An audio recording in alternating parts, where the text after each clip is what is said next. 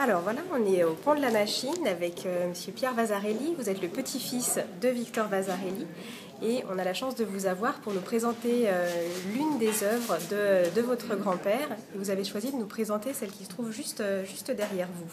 Voilà. Oui, effectivement, enfin, ce sont des œuvres assez emblématiques de la période dite de la cité polychrome du bonheur.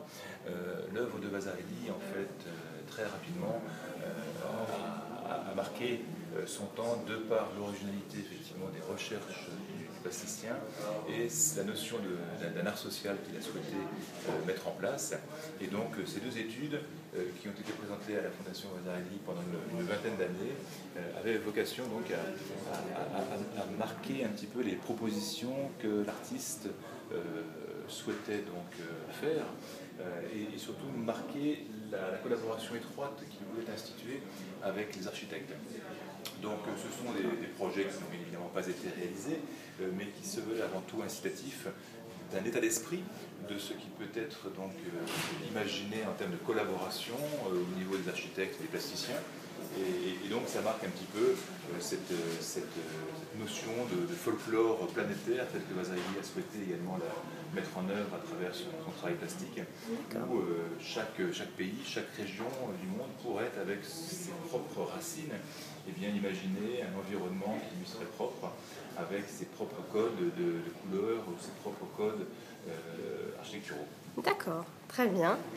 Alors, on considère généralement Victor Vasarely comme étant le père de l'op art, autrement dit de l'art optique.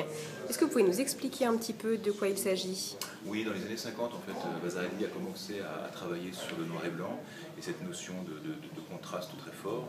Et il est apparu à travers sa grande exposition qu'il a eue à New York en 1955, et bien que ses recherches associées à d'autres, hein, comme Albers aux États-Unis, et bien que ce travail qui s'opérait sur la rétine, cette étroite collaboration, participation qu'il y avait entre le plasticien et le spectateur, eh bien, a fait que l'optical art est devenu art optique, op art, et donc il apparaît comme étant effectivement le grand théoricien de ce mouvement, né donc à cheval entre la France et les États-Unis. D'accord.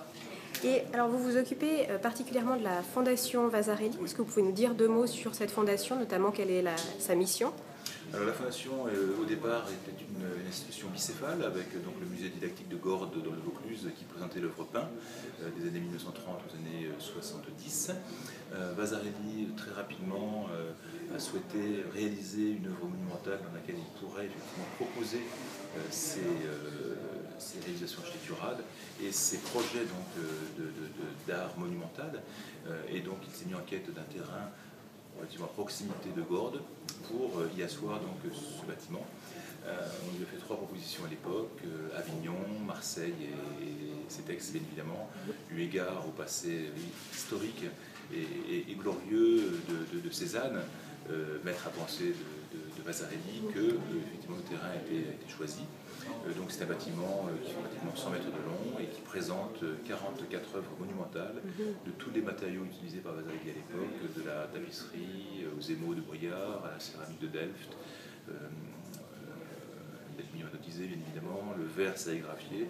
Tous ces matériaux que Vasarely utilisait lui-même pour ses propres réalisations sont donc utilisés à la Fondation.